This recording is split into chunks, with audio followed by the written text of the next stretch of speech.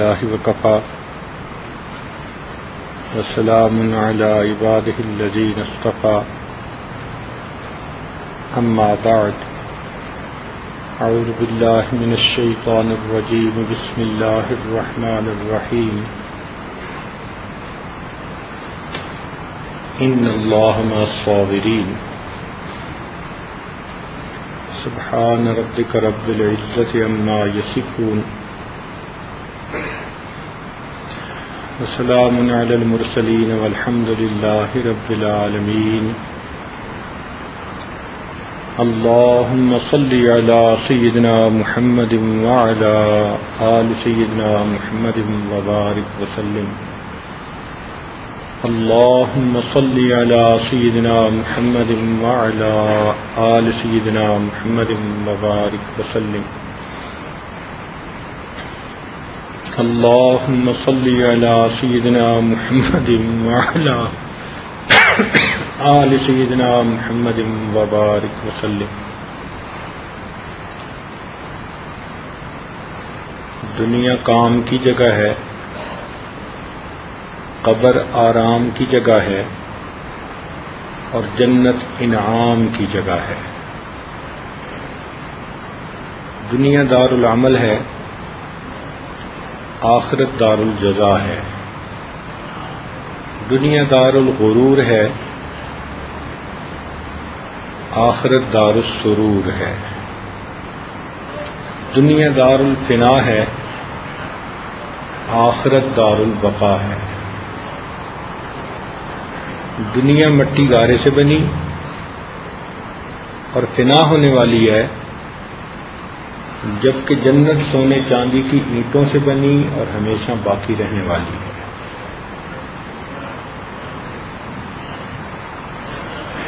دنیا کو امتحان گاہ کہا گیا. فرمایا الدنیا دار المحن، دنیا امتحان گاہ ہے. آپ جانتے ہی ہیں کہ طالب علم جب امتحان دینے کے لیے جاتا ہے تو اس کو ایک کوسچن پیپر دیا جاتا ہے. وہ اپنی آنسر شیٹ کے اوپر ان کوسچنز کے آنسر لکھتا ہے. پھر ممتحن اس کو چیک کرتا ہے. جو سوال ٹھیک ہوں تو نمبر مل جاتے ہیں اور جوابات غلط ہوں تو پھر وہ نمبر کاٹ دیے جاتے ہیں. بالآخر یہ فیصلہ کیا جاتا ہے کہ یہ بچہ کامیاب ہے یا ناکام ہے. اب یہ دنیا بھی انسان کے لیے امتحان گاہ ہے، مگر یہاں کوئی لکھا ہوا کوسچن پیپر نہیں ملتا اور ہم ظاہری طور پر کسی آنسر شیٹ کے اوپر اس کے آنسر نہیں لکھتے، بلکہ یہاں کی ترتیب اور ہے. یہاں اللہ تعالی حالات کی شکل میں بندے پر سوالات بھیجتے ہیں اور ان حالات کے رد عمل میں بندہ جو کرتا ہے وہ اس کا جواب ہوتا ہے. مثلا خوشی کے حالات بھیجے، یہ ایک کوسچن تھا. اب دیکھنا یہ ہے کہ یہ اس خوشی میں حدود شریعت سے باہر نکل جاتا ہے یا اللہ تعالی کا شکر گزار بندہ بنتا ہے. اگر اس نے شکر ادا کیا تو اس کا جواب ٹھیک، اور اگر فخر تکبر عجب میں آ گیا تو اس کا جواب غلط. اسی طرح اللہ تعالیٰ بسا اوقات بندے کے اوپر بیماری، مشکل، پریشانی بھیج دیتے ہیں. یہ ایک کوسچن ہوتا ہے. دیکھنا یہ چاہتے ہیں کہ اس کے جواب میں یہ بندہ کرتا کیا ہے. اگر تو بیماری کے جواب میں اس نے اللہ تعالیٰ کے شکوے شروع کر دیے تو اس کا جواب غلط، اور اگر اس نے صبر کر لیا تو اس کا جواب صحیح. اب یہ امتحان میرا اور آپ کا ہر وقت ہو رہا. ہر دن میں حالات بدل بدل کے آ رہے ہیں. وَتِلْكَ الْأَيَّامُ نُدَاوِلُهَا بَيْنَ النَّاسِ. اللہ تعالیٰ فرماتے ہیں کہ یہ دن ہم انسانوں کے درمیان عدلتے بدلتے رہتے ہیں. کوئی صحت مند ہے تو کوئی بیمار ہے، کوئی دے رہا ہے کوئی لے رہا ہے، کسی کی ریٹائرمنٹ ہو رہی ہے، کسی کو نوکری مل رہی ہے، کسی کو لاس ہو رہا ہے، کسی کو پروفٹ ہو رہا ہے. جس حالت میں بھی جو بندہ ہے وہ اس کے لیے امتحان ہے. آسان اس کا جواب یہ ہے کہ اگر انسان کو اللہ کی طرف سے نعمتیں ملیں تو یہ انسان اللہ کی نعمتوں کا شکر ادا کرے، اور اگر کوئی آزمائش کے حالات آ جائیں تو یہ اس کے اوپر صبر کرے. صبر کرنے والا بھی جنتی، شکر کرنے والا بھی جنتی. چنانچہ قرآن مجید میں حضرت سلیمان علیہ السلام کا تذکرہ، جن کو اللہ تعالیٰ نے ایسی شاہی دی کہ جیسی شاہی کسی اور کو ملی نہ. انسانوں کے بادشاہ، جنوں کے بادشاہ، ہوا ان کی ماتحت ہے. ایک شان تھی اللہ نے ان کو عطا فرمائی. انہوں نے ان تمام نعمتوں میں اللہ رب العزت کی بندگی کی تو اللہ نے قرآن مجید میں ان کو نعم العبد کہا، میرا کتنا اچھا بندہ. اور ایوب علیہ السلام پر دنیا میں امتحان آیا. بیوی فوت ہو گئی، بچے فوت ہو گئے، گھر گر گیا، باغات ختم ہو گئے، خود بھی بیمار ہو گئے. عجیب امتحان آیا، مگر اس امتحان میں انہوں نے اللہ کو پکارا، اللہ کی یاد میں لگے رہے. اللہ تعالیٰ کو اس پر اتنی خوشی ہوئی کہ اللہ رب العزت نے قرآن مجید میں ان کے لیے 3 لفظ استعمال کیے اور ان کی تعریف کرنے کا حق ادا کر دیا. کون سے 3 لفظ؟ فرمایا انا وجدناہ صابرا، ہم نے انہیں صبر کرنے والا پایا. نعم العبد، میرا کتنا اچھا بندہ. انہ اواب، وہ میری طرف رجوع کرنے والا تھا. تو نرم بستر اور شاہی میں رہ کر کوئی اللہ کا شکر ادا کرے تو وہ بھی نعم العبد ہے، اور کوئی مصیبتوں اور پریشانیوں میں صبر کر کے اپنے رب کو راضی کر لے تو وہ بھی نعم العبد ہے. مگر ہماری حالت یہ ہے کہ جب ہمیں کوئی نعمت خوشی ملتی ہے تو ہم اللہ تعالی کی طرف منسوب کرنے کی بجائے اپنی طرف کرتے ہیں. مثلا اگر ایک بچہ نوکری کے انٹرویو میں کامیاب ہو گیا، اب آپ اس کو بلا کر پوچھیں کہ سناؤ بھائی کیا ہوا، کہے گا جی اس نے یہ کوشچن پوچھا تو میں نے یہ جواب دیا، پھر اس نے یہ پوچھا تو میں نے یہ دیا. آپ کی ہر بات کے جواب میں میں نے، اب وہ اپنے آپ کو ہائی لائٹ کر رہا ہے، میں نے یہ کیا، میں نے یہ کیا. اللہ تعالیٰ کی طرف منسوب نہیں کر رہا کہ میرے مالک نے مدد کی، انٹرویو میں میں کامیاب ہو گیا، میں نے. اب یہ انتصاب جو اس نے اپنی طرف کیا یہ غلطی کر رہا ہے. اگر اللہ تعالیٰ موقع کے مطابق اچھی بات اس کے ذہن میں نہ ڈالتے تو یہ کیسے ٹھیک انٹرویو دے سکتا تھا. اچھوں کے دماغ گھوم جاتے ہیں، موقع کے بات ہی نہیں نکلتی ان کی زبان سے. اچھا عجیب بات یہ ہے کہ ایسا ناشکرہ یہ انسان ہے کہ اگر بالفرض انٹرویو میں ناکام ہو جائے، اب نہیں کہتا کہ مجھے جواب دینا نہیں آیا، میں پزل ہو گیا، کنفیوز ہو گیا، میں ٹینشن میں تھا، مجھے مشکل پیش آئی. نہیں، اب سارا بوجھ اللہ.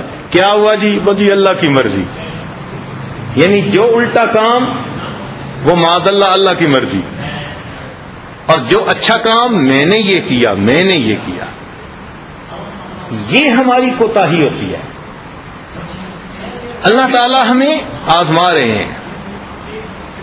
ہمیں چاہیے تھا کہ ہم ہر اچھی بات کو اپنے رب کی طرف منسوب کرتے ہیں. چنانچہ قرآن مجید کا جو ہے وہ اسلوب یہی ہے. فرمایا الذی هو یطعمنی ویسقین، وہ ذات جو مجھے کھلاتی ہے پلاتی ہے. فَإِذَا مَرِضْتُ، اور جب میں بیمار ہوتا ہوں فَهُوَ یشفین، وہ مجھے شفا عطا فرماتی. اب بھائی بیماری بھی تو اللہ کی طرف سے ہے نا، مگر یہ نہ کہا گیا، ادب سکھا دیا کہ دیکھو کھانا پینا نعمت تھی، اللہ کی طرف منسوب کر دیا. اللہ کھلاتا ہے، اللہ پلاتا ہے، اور جب میں بیمار ہوتا ہوں اللہ مجھے شفا دیتا ہے. تو یہ ایک نکتے کی بات ہمیں سمجھنی چاہیے تاکہ ہم ڈے ٹو ڈے اس امتحان میں کامیاب ہوں اور ہمارے نام اعمال کے اندر نیکیاں لکھی جائیں. یہ مفت کی نیکیاں ہیں جو بڑی آسانی سے بندے کو مل جاتی ہیں، اس لیے کہ حالات آتے ہیں ان کو بندہ روک تو سکتا نہیں. کوئی یہ چاہے کہ حالات مختلف نہ آئیں، برے نہ آئیں اور وہ رہے دنیا میں، تو یہ ممکن نہیں. یہ ایسا ہی ہے کوئی کہے کہ میں دریا میں رہوں مگر پانی گیلا نہ کرے. بھئی دریا میں ہو تو پانی تو گیلا کرے گا. اس دنیا کا نام ہی مسائلستان ہے. ہر بندے کے پاس مسئلے. آپ دنیا کے کسی چھوٹے بڑے سے پوچھ لو، اسی کے پاس مسئلے ہوں گے. نوعیت مختلف ہوتی ہے، مسئلے ہر کسی کے پاس. چلیں ایک چھوٹے بچے سے پوچھیں، بھئی آپ کی زندگی میں کوئی مسئلہ؟ کہے گا جی بڑا پریشان ہوں، امی مجھے گھر سے باہر نکلنے ہی نہیں دیتی، بھائی جان پہ کوئی پابندی نہیں، مجھ پہ پابندی، میں اکیلا نہیں باہر جا سکتا، میں کھیل نہیں سکتا، ہمسائے کا دوست انتظار کرتا رہتا ہے، امی مجھے جانے نہیں دیتی، میں بڑا پریشان ہوں. بس تھوڑا سا بڑا ہو جاؤں نا اور مجھے امی باہر جانے دے تو میرا مسئلہ حل ہو جائے. چلیں اب وہ ذرا بڑا ہو گیا، پڑھنے والا بن گیا. اب اس سے پوچھیں کہ جناب اب کوئی مسئلہ؟ کہے گا جی بس بڑا پریشان ہوں، پڑھنے کو دل ہی نہیں کرتا، کتاب کھول کے بیٹھوں تو آنکھ روتی ہے، ورق ورق کسی کا چہرہ دکھائی دیتا ہے، میں بڑا پریشان ہوں جی، بالکل میرا دل نہیں کرتا پڑھنے کو، دعا کرو جی.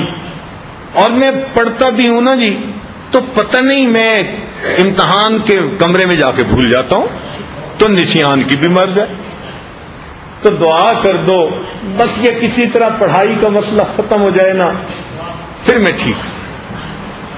چلیں یہ یونیورسٹی کالج سے پڑھ لکھ کے فارغ ہو گیا. اب بتائیں بھئی اس وقت کوئی مسئلہ؟ وہ جی 8-10 جگہ میں نے اپلیکیشن دی، انٹرویو بھی دیا، کہیں سے جاب آفر ہی نہیں آ رہی، امی بھی بڑی پریشان، میں بھی بڑا پریشان، دعا کرو کہیں مجھے اچھی جاب مل جائے. جاب مل گئی، اچھی تنخواہ ہے، سیٹل ہو گیا، گھر بن گیا. اب بھائی کوئی پریشانی؟ جی بس امی چاہتی ہے میری شادی کر دے، ہم نے ایک جگہ پرپوزل بھیجی ہے اس کا ابو نہیں مان رہا، بس دعا کرو کسی طرح اس کا ابو ہاں کر دے. کوئی وظیفہ بتا دو، میں وظیفہ کرنے کو تیار، میں بڑا پریشان ہوں. اب پریشانی ٹینشن کہ جہاں چاہتا ہوں وہیں شادی ہو جائے. شادی بھی ہو گئی. اب کچھ عرصے کے بعد اس سے پوچھو کہ جناب اب کیا حال ہے؟ من پسند کی شادی ہو گئی، اب تو 2-3 سال آپ نے خوشیوں کے گزار لیے، اب کوئی پریشان؟ بس کی کیا بتاؤں، 3 سال ہو گئے ہیں، میری بیوی کو امید بھی نہیں لگ رہی، امی بھی پریشان ہے، گھر آتا ہوں تو بیوی بھی رو رہی ہوتی ہے، ڈاکٹروں نے چیک کیا، کہتے ہیں دونوں بالکل ٹھیک ہیں، میں بہت ٹینشن میں ہوں، کوئی عمل بتا دو کہ میری بیوی کی اللہ تعالی خواہش کو پورا کرے۔ اب یہ ٹینشن بنی ہوئی ہے، ڈاکٹروں کے چکر لگ رہے ہیں، لیکن تمنا پوری نہیں ہو رہی۔ اچھا، اللہ تعالیٰ نے تمنا بھی پوری کر دی، اولادیں ہو گئیں بہت ساری۔ اب پوچھیں کہ بھئی اب آپ کی کوئی پریشانی؟ بس جی ٹھیک ہے، لیکن میرا چھوٹا بیٹا تو بالکل ماننے کا نام ہی نہیں لیتا، امی کو تو وہ کچھ سمجھتا نہیں ہے، اور وہ تو سارے گھر سے انوکھا ہے، ہم بڑے پریشان ہیں، یہ بچہ بنے گا تو کیا بنے گا؟ اب بچوں کی پریشانی شروع ہو گئی، چلے بچے بھی جوان ہو گئے۔ اب پوچھیں بھائی اب آپ کی کوئی پریشانی؟ اور جی کیا بتاؤں، بڑی بیٹی کی عمر 25 سال ہو گئی، آپ کو پتہ ہے میں باپ ہوں، کوئی رشتہ اچھا آئے گا تو میں رشتہ کروں گا نا۔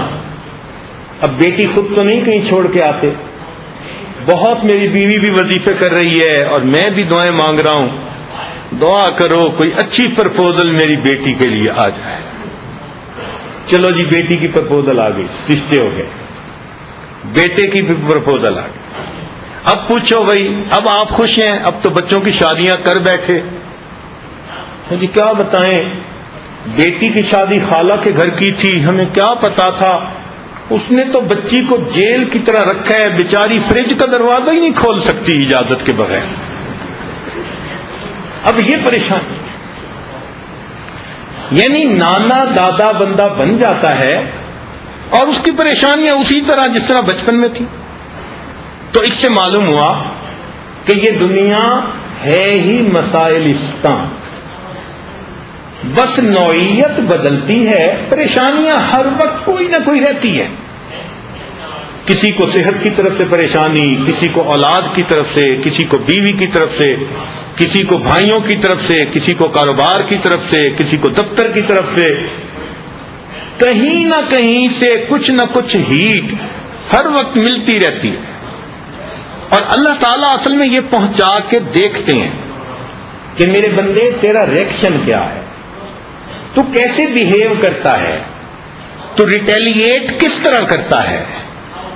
اگر تو مشکلات کے اوپر تو نے صبر کیا، اگر تو کرائسس کنڈیشن کو تو نے اچھی طرح مینیج کر لیا، تو تو میرا صبر کرنے والا بندہ، مقبول بندہ۔ اور اگر میں نے تجھے فراخی دے دی، کاروبار چلا دیا، ملٹائی ملینئر بنا دیا، اور تو نے اپنے مال کے باوجود گناہ کی طرف قدم نہیں اٹھایا، اپنے آپ کو گناہ سے بچائے رکھا، تو میرے بندے تو میرا شکر گزار بندہ، اس حالت میں بھی کامیاب، اس حالت میں بھی کامیاب۔ اب یہ امتحان انسان کا ہوتا رہتا ہے۔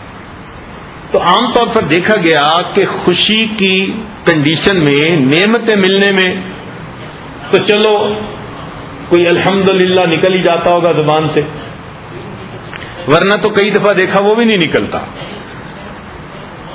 تجربہ ہے ہمارا کہ جس بندے کا کاروبار اتنا اچھا کہ اپنے گھر کے علاوہ 40 گھروں کو وہ رزق دے سکتا ہے، اتنا اچھا کاروبار، اس سے پوچھیں بھائی سنائیں کام کیسے ہے، کہتے ہیں جی بس گزارا ہے۔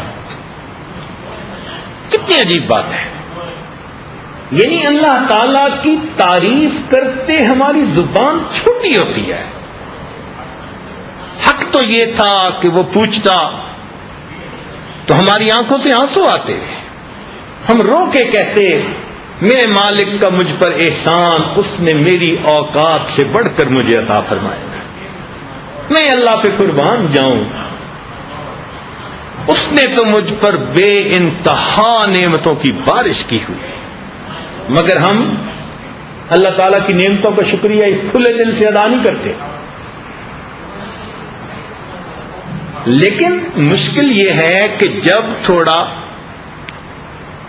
مصیبت آ جاتی ہے، پریشانی آتی ہے، انوانٹیڈ قسم کے سرکمسٹانسز بن جاتے ہیں، اس وقت ہم بہت جلدی مایوس ہو جاتے ہیں، شکوے شروع کر دیتے ہیں۔ اندازہ لگائیے، ایک آدمی مسجد میں نہیں آتا، آپ پوچھیں کہ بھئی کیا ہوا، آپ مسجد میں آج کل نظر نہیں آ رہے، تو جواب ملے گا بس کچھ کاروباری حالات ٹھیک نہیں ہیں، ٹھیک ہو گئے تو میں آ جاؤں گا۔ کیا مطلب؟ کہ کاروبار میں خرابی آئی تو سب سے پہلے جو دروازہ چھوٹا وہ پروردگار کا دروازہ تھا، اپنا گھر نہیں چھوڑا کہ وہاں نہ جائے، دوسرے دوستوں کا گھر بھی نہ چھوڑا، رشتہ داروں کا بھی نہیں چھوڑا، سب کے ہاں جاتا ہے، خدا کے گھر نہیں آتا۔ تو حالت تو یہ ہے ہماری، ذرا سی اونچ نیچ ہو جائے تو بس سب سے پہلے مسجد کا راستہ بھول جاتے ہیں۔ اس لیے آج کے اس عنوان میں ہمیں یہ بات سمجھنے کی ضرورت ہے کہ حالات ہر طرح کے آئیں گے، ہمیں مشکل حالات میں صبر کرنا ہے اور اچھے حالات میں اپنے رب کا شکر ادا کرنا ہے۔ یہ سبق ہم نے اگر پڑھ لیا تو بس ہمارا نام اعمال نیکیوں سے بھرنا شروع ہو جائے گا۔ کتنے اچھے اچھے موقع ہوتے ہیں نیکیاں کمانے کے اور ہم ان کو مس کر جاتے ہیں۔ اتنے اچھے موقع ہوتے ہیں کہ ہم ان پر اگر اللہ رب العزت کے احکام کے مطابق بیہیو کرتے تو پتہ نہیں کتنا اجر ملتا۔ مومن کو تو دنیا میں ہر مصیبت پہ اجر ملتا، سو مچ سو نبی علیہ السلام تشریف فرما ہے، عائشہ صدیقہ رضی اللہ تعالی عنہا بھی ہیں، چراغ جل رہا تھا، ہوا کا جھونکا آیا، چراغ بجھ گیا، نبی علیہ السلام نے فرمایا انا للہ و انا الیہ راجعون۔ عائشہ صدیقہ جو ہے نا بڑی حیران، اے اللہ کے پیارے محبوب صلی اللہ علیہ وسلم، یہ الفاظ تو اس وقت پڑھتے ہیں جب کسی انسان کی زندگی کا چراغ گل ہوتا ہے، جو فوت ہو جاتا ہے، اور آپ نے چراغ کے بجھنے پر پڑھے۔ نبی علیہ الصلوۃ والسلام نے بتلایا کہ عائشہ، مومن کو دنیا میں جو کوئی بھی تکلیف، مصیبت، غم ملتا ہے، چھوٹا یا بڑا، اگر اس کے اوپر وہ یہ الفاظ پڑھ دے، اللہ اس پر بھی اس کو اجر عطا فرما دیتے ہیں۔ اب بتائیں کہ چراغ کے بجھنے پہ اگر مومن کو اجر مل سکتا ہے تو پھر زندگی کا کون سی مصیبت ہے جس پر اجر نہیں مل سکتا؟ ہر مصیبت میں ہم اجر پا سکتے ہیں۔ اللہ اکبر کبیرہ۔ علماء نے لکھا ہے کسی آدمی کی 2 جیبیں اور اس نے اپنی گھڑی ایک جیب میں ڈالی، نکالنے کا وقت آیا تو دوسری میں ہاتھ ڈال بیٹھا، تو گھڑی نہیں تھی تو اس کو تھوڑی دیر کے لیے ایک شوق ہوا، مینٹل شوق، وہ میری گھڑی، اور اس کو دوسری جیب میں مل گئی۔ یہ جو ایک لمحے کا مینٹل سٹریس اس کو ملا، اللہ مومن کو اس پر بھی اجر عطا فرما دیتے ہیں۔ تو مومن کے تو مزے ہیں، جس مومن کو تھوک پھینکنے پہ ثواب ملے، پیشاب کرنے پہ ثواب ملے، اللہ اکبر، اس مومن کے کیا مزے۔ ہم اپنی پوری زندگی کو عبادت بنا سکتے ہیں، اور یہی ان محفلوں میں بیٹھ کے ہم نے سیکھنا ہے کہ عبادت کا تعلق صرف مصلی کے ساتھ نہیں ہے یا مسجد کے ساتھ نہیں ہے، عبادت کا تعلق پوری زندگی کے ساتھ ہے۔ پوری زندگی انسان کی عبادت بن سکتی ہے۔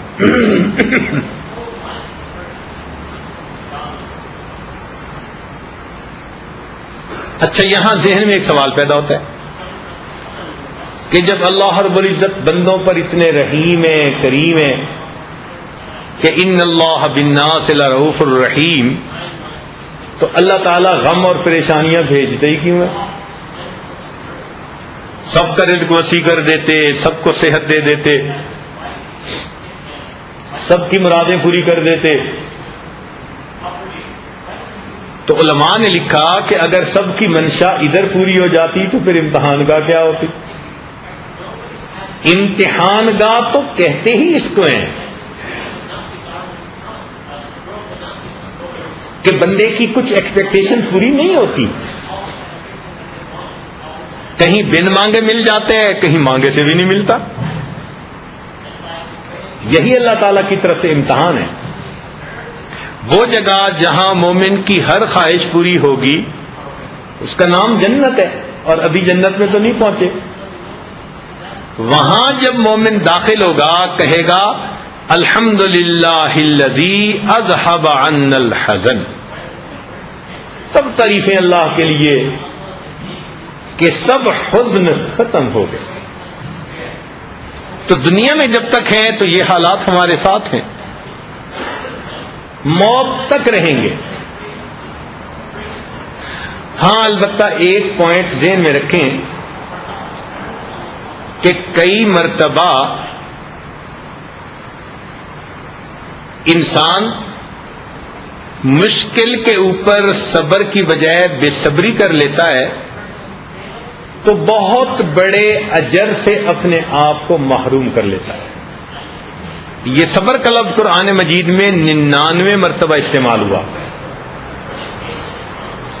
اس کا لفظی مطلب ہوتا ہے اپنے آپ کو روکنا، تھام لینا. مثال کے طور پہ کوئی مصیبت آئی،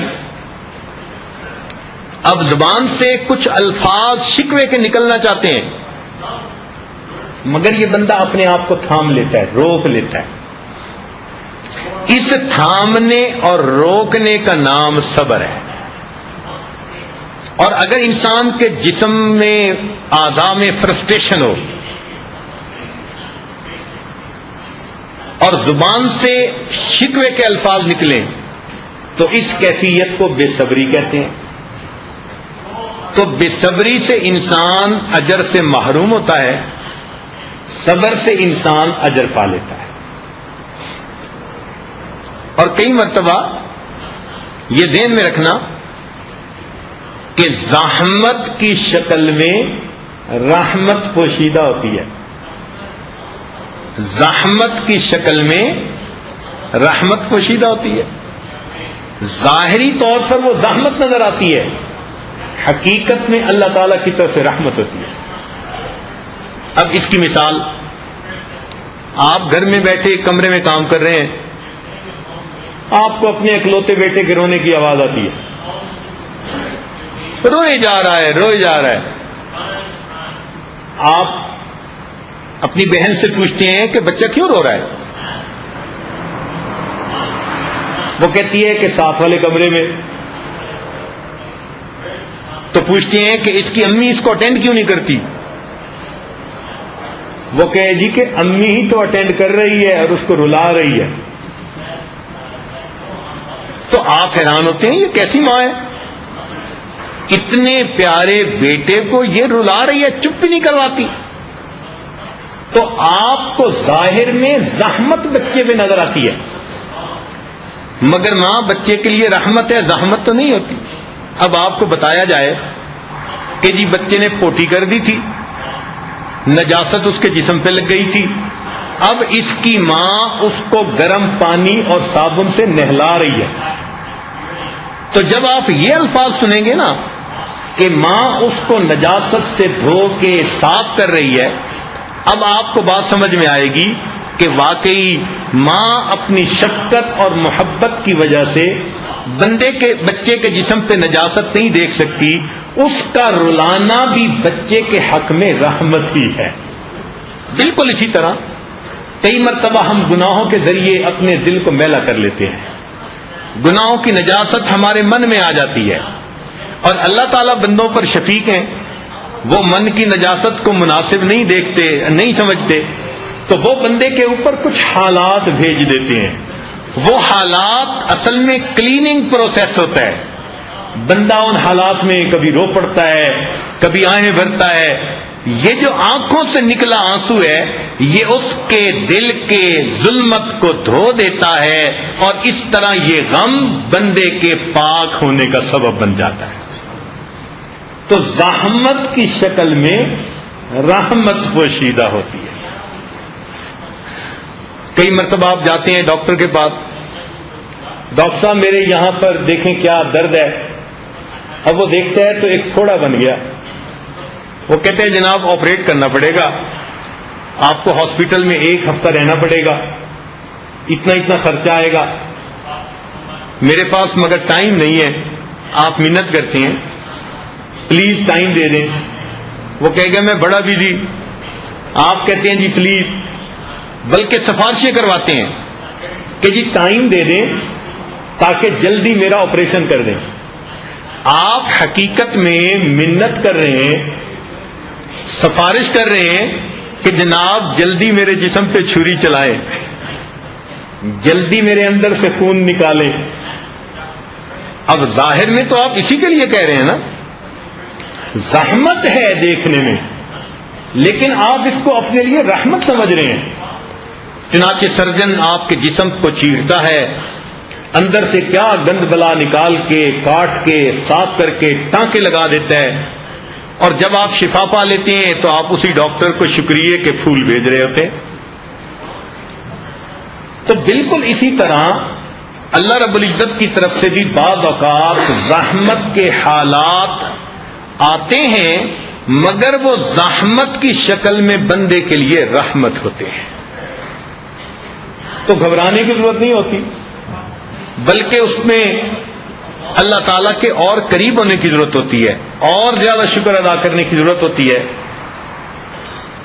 کئی مرتبہ معالج کہتا ہے جی کہ آپ کا خون وہ ٹھیک نہیں رہا، اب اس کو صاف کرنے کے لیے آپ کو کڑوی دوا پلانی پڑے گی. آپ کڑوی دوا خوشی سے پیتے ہیں، اس لیے کہ اس کڑوی دوا میں آپ کا علاج موجود ہے. اسی طرح بعض اوقات کڑوے حالات میں بندے کے تکبر کا، عجب کا، غفلت کا علاج موجود ہوتا ہے. یاد رکھیں، خوشیاں سلاتی ہیں اور غم جگاتے ہیں. خوشیاں سلاتی ہیں اور غم جگاتے ہیں. تو جب ہم کبھی غافل ہوتے ہیں تو اللہ تعالیٰ غم بھیج دیتے ہیں. بلکہ ہمارے مقابر نے لکھا کہ خوشی کے حالات میں بندے کی اتنی ترقی جلدی نہیں ہوتی جتنا غم کے حالات میں ترقی ہوتی ہے. غم میں ترقی بہت تیز ہوتی ہے. ایک عجیب واقعہ، ایک نیک بزرگ تھے بڑے میاں، بیوی بھی بہت زیادہ نیک تھی. ایک دن اس نے کہا کہ جی میں بہت درود شریف پڑھتی ہوں، لیکن مجھے کبھی نبی علیہ الصلوۃ والسلام کی زیارت نصیب نہیں ہوئی. آپ مجھے کوئی عمل بتائیں، میں وہ کرتی ہوں تاکہ زیارت میں نصیب ہو جائے. انہوں نے کہا عمل تو میں بتاؤں گا، کرنا پڑے گا. بیوی نے کہا بتائیں. کہنے لگے کل جمعہ کا دن ہے، نہا دھو کے دلہن والے کپڑے پہن کے تیار ہو کے بیٹھ جانا. وہ بھلی بندی، اس نے خاوند کی بات پہ عمل کیا، نہا دھو کے اور خوب اچھے دلہن والے کپڑے پہن کے میک اپ کر کے وہ دلہن بن کے بیٹھ گئی. اب یہ بڑے میاں اس کے بھائی کے گھر چلے گئے اور بھائی کو کہا کہ دیکھو اپنی بہن کا حال، عمر دیکھو اور حال دیکھو، کہ دیکھنے کو منہ میں دانت نہیں، پیٹ میں ہاتھ نہیں، اب دلہن بن کے بیٹھی ہوئی ہے. بھائی کو بڑا غصہ آیا، وہ ان کے ساتھ آیا. جب اس نے بہن کو دیکھا واقعی وہ تو دلہن کی طرح سجی بیٹھی تھی، تو بھائی نے تو بہن کو ٹکا کے ڈانٹا، شرم نہیں آتی تمہیں، حیا نہیں آتی، یہ تمہاری عمر ہے، یہ تمہارے چلن ہے، یہ تمہارا حال ہے. اتنی کڑوی کسیلی اس نے سنائی کہ یہ بیچاری تو رو رو رو کے ہلکان ہو گئی. حتیٰ کہ روتے روتے آنکھ لگ گئی. اللہ کی شان کہ جب نیند آئی تو خواب میں نبی علیہ السلام کی زیارت نصیب ہو گئی. خیر خوشی بھی ہوئی اور اس کو پریشانی بھی. اپنے خاوند کو بتایا کہ مجھے زیارت تو ہو گئی مگر یہ سمجھ میں نہیں آتی کہ مجھے آپ ہی نے تو کہا تھا کہ دلہن بنو اور آپ ہی نے میرے بھائی کو جا کے بتا دیا، یہ کیا معاملہ؟ تو وہ کہنے لگے کہ اللہ کی بندی، میں نے تمہیں گھر میں اتنے پیار محبت سے رکھا، کبھی تمہارے دل پہ کوئی غم پریشانی نہیں آنے دی. ان خوشی کے حالات میں جتنے مردی ورد وظیفے کرتی یہ نعمت شاید آپ کو نہ ملتی.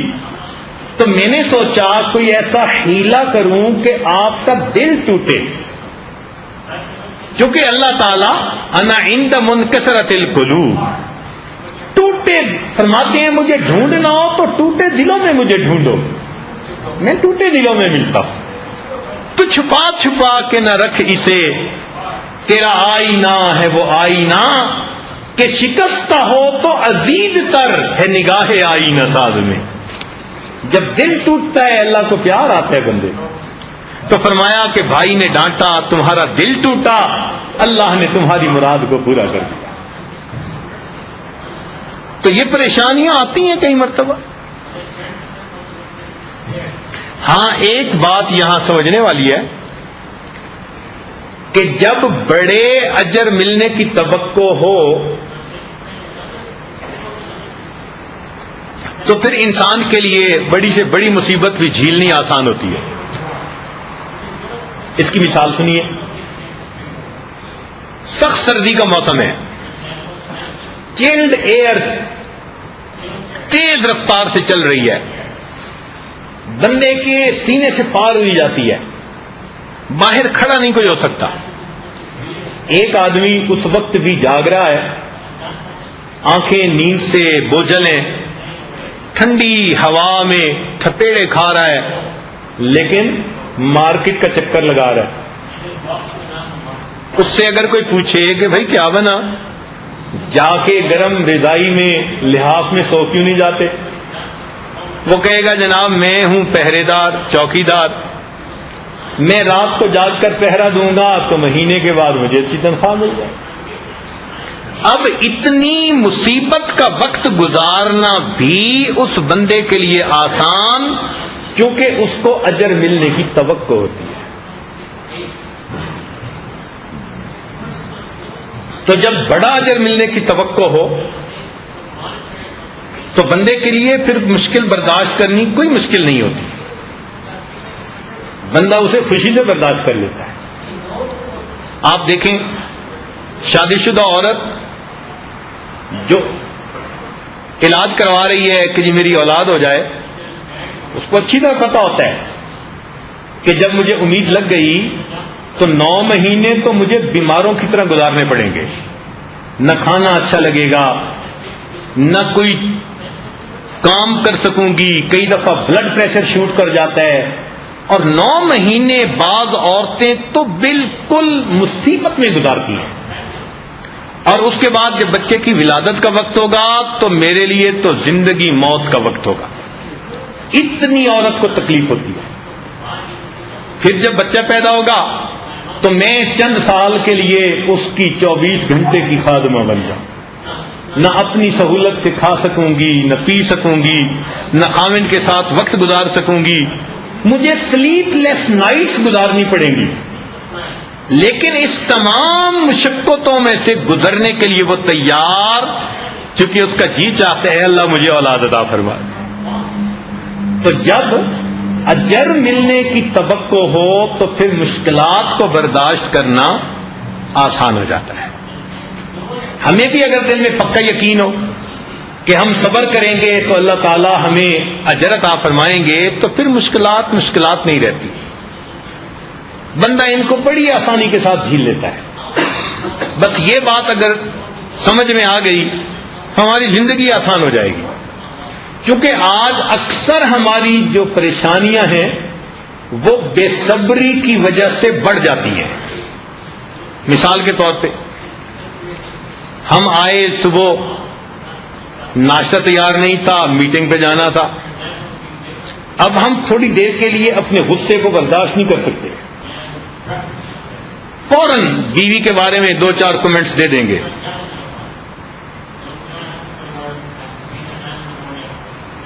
فجر کے وقت بچہ لیٹا ہوا ہے، جوانی کی عمر ہے، نیند آتی ہے، تو اس عمر میں تو باپ کو اہتمام سے جگانا پڑتا ہے، اور ہم اس وقت اپنے آپ کو برداشت نہیں کر سکتے اور چھوٹتے ہی اٹھا نہیں، نماز نہیں پڑھنی، مرنا نہیں، تجھے قبر یاد نہیں، بس ہم اس ان الفاظ میں بیٹے کو کہنا شروع کر دیتے ہیں اور اندر سے بیٹے کو اپنا دشمن بنا لیتے ہیں. دو بھائیوں کے اندر معمولی سی بات پہ رنجش ہو جاتی ہے، مقدمے چل پڑتے ہیں. دو دوست ذرا سی بات پہ ایک دوسرے کے ساتھ جھگڑا کر بیٹھتے ہیں.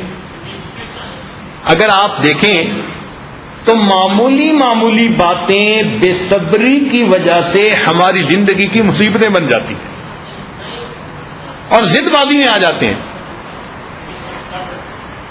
چنانچہ کتابوں میں واقعہ لکھا ہے کہ ایک آدمی فوت ہوا، اس کے 2 بیٹے تھے، تو زمین تقسیم ہوئی تو آدھا مربع اس کو ملا، آدھا اس کو. درمیان میں جو باؤنڈری لائن تھی اس کے اوپر ایک درخت تھا. ایک نے کہا یہ سارا میرا، دوسرے نے کہا نہیں سارا میرا. اب اس پہ جھگڑا ہو گیا، ایک نے مقدمہ کر دیا، دوسرے نے بھی وکیل بنا لیا. اب اور کچھ پیسے تو تھے نہیں، زمین کا ٹکڑا بیچتے وکیل کو دیتے، ادھر والا بھی زمین کا ٹکڑا بیچتا وکیل کو دیتا. دیتے دیتے ایک وقت آیا کہ اس نے بھی زمین ساری بیچ کے وکیل کی فیس دے دی اور اس نے بھی زمین بیچ کے وکیل کو فیس دے دی، اور جج نے فیصلہ کیا کہ درخت کو کاٹ کے آدھی لکڑی اسے دے دی جائے، آدھی اس کو دے دی جائے. یہ ہماری ضد بازی ہیں، صبر نہیں ہے ہمارے اندر. تو اگر ہمارے اندر صبر آ جائے، ہماری زندگی کی ترتیب سیدھی ہو جائے، ریلیکس ہو جائیں، ہم اسی دنیا میں ہمیں جنت کے مزے آنے لگ جائیں. یہ جو ہر وقت ٹینشن، ہر وقت فرسٹریشن، اینگزائٹی، ڈپریشن، یہ ساری بے صبری کی نتیجے ہوتے ہیں. صبر کے ساتھ بندہ رہے، سوچے کہ اگر اچھے حالات ہمیشہ نہیں رہتے تو برے بھی تو ہمیشہ نہیں رہتے، برے بھی چلے جاتے ہیں. ہم سے تو درخت اچھا، ہم نے سرد علاقوں کے درختوں کو دیکھا کہ جب ونٹر شروع ہوتا ہے نا تو ان کے پتے بھی گر جاتے ہیں، پھل بھی ختم، اور بالکل خشک لکڑی کی طرح وہ یوں کھڑے ہوتے ہیں. پھر ٹھنڈی ہوا کے تھپیڑے لگتے ہیں، سنو پڑتی ہے، سلیٹ پڑتی ہے کئی مرتبہ، مگر وہ درخت چنڈ منڈ بس یوں کھڑا ہے اکیلا. اس درخت کو بھی پتا ہے کہ حالات سازگار نہیں ہیں، میرے پتے مجھ سے گر گئے، پھل جدا ہو گیا، میں اس وقت ایک مردہ درخت کی طرح، خشک لکڑی کی طرح ہوں اور مجھے یہ وقت گزارنا ہے. اور یہ میرے مشکل حالات کا وقت بھی ہمیشہ نہیں رہے گا. چنانچہ وہ 2-3 مہینے درخت صبر کے ساتھ گزارتا ہے، اور ادھر سے سردی کا موسم ختم، بہار کا موسم شروع، پھر اسی درخت میں سے کونپلیں نکلتی ہیں، شاخیں نکلتی ہیں، پھر پتے لگ جاتے ہیں، پھول بن جاتے ہیں. اللہ اسی درخت کو پھلوں سے لاد دیا کرتے ہیں. تو کیا ہم اس درخت کی طرح بھی صبر اپنے اندر نہیں پیدا کر سکتے؟ اگر ہم آج اپنی بیٹیوں کو یہ بات سمجھائیں تو سسرال جاتے تیسرے دن وہ ادھم نہ مچائیں. ان کو پتا ہوگا کہ ہاں مجھے یہاں اپنا مقام خود بنانا ہے، اور اگر حالات فیوریبل نہیں، میں خدمت کے ذریعے، صبر کے ذریعے، اپنی وفا کے ذریعے میں ان کے دل جیت لوں گی. یہ میری ساس مجھے اپنی بیٹی کی طرح پیار محبت سے رکھے. مگر ہوتا کیا ہے کہ ذرا سی کوئی بات ساس نے اچھی نیت کے ساتھ سمجھا دی، بیٹا ایسے نہیں، ایسا کرتے ہیں، تو سوچتی ہے اچھا ابھی سے روک ٹوک شروع ہو گئی، اس کو تو ابھی سے شروع کرنا چاہیے، ابھی سے اس کی ٹیک کیئر کرنی چاہیے. ڈائریکٹ امی کو فون، مشورے ہو رہے ہیں، کنسلٹنٹ بن گئی ماں اس کی. اب ڈے ٹو ڈے ایک جنگ چل رہی ہے، کچھ عرصہ یہ کولڈ وار ہوتی ہے اور کچھ عرصے کے بعد پھر کھلم کھلا جنگ ہوتی ہے، سب بے صبریاں. تو صبر کے مضمون پر ہمیں بار بار کہنے اور سمجھانے کی ضرورت ہے. خوشی کے حالات بھی اللہ تعالی کی طرف سے اور غم کے حالات بھی اللہ تعالی کی طرف سے. اس لیے حدیث پاک میں آتے ہیں اذا احب اللہ عبدا ابتلاہ، جب اللہ تعالیٰ کسی بندے سے محبت کرتے ہیں اس پر امتحان، آزمائش، ابتلا بھیج دیتے ہیں. فإن صبر اجتباہ، اگر وہ صبر کر لے تو اسے اپنا مجتبی بنا لیتے ہیں. وإن راضی اصطفاہ، اور اگر وہ اس پر راضی ہو اپنے رب سے تو مصطفیٰ بنا دیتے ہیں. تو اللہ والے ان مصیبتوں پر صبر ہی نہیں کرتے بلکہ اپنے اللہ سے خوش ہوتے ہیں. وہ سمجھتے ہیں کہ یہ حالات میرے مالک کی طرف سے مجھ پر بھیجے گئے ہیں، یہ میرے پاس مہمان ہیں اور مہمان کے آنے پر مجھے خوشی کا اظہار کرنا ہے. ایک بزرگ فرماتے تھے اے دوست، اگر تجھے کھانے کے لیے سڑی ہوئی سبزی ملے، اے دوست اگر تجھے کھانے کے لیے سڑی ہوئی سبزی ملے تو یہ نہ دیکھنا کہ مجھے سبزی ملی، بلکہ اس بات کو سوچ کے خوش ہونا کہ اللہ جب آپ نے رزق کو تقسیم کیا تھا تو مجھے آپ نے یاد رکھا تھا. یہ تھوڑی بات ہے کہ اللہ نے ہمیں یاد رکھا، ہمارے لیے تو یہی بہت بڑا انعام ہے. اس کو مت دیکھیں کہ ملا کیا ہے، اس کو دیکھیں کہ میرے مولا نے مجھے یاد رکھا. اس لیے ہمارے اکابر غم میں بھی خوش ہوتے تھے اور فرماتے تھے تیرا غم بھی مجھ کو عزیز ہے کہ وہ تیری دی ہوئی چیز ہے.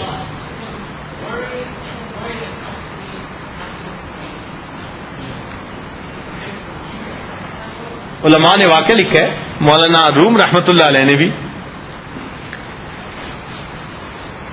کہ سلطان محمود غزنوی کا ایک خادم تھا، غلام تھا، ایاز اس کا نام تھا.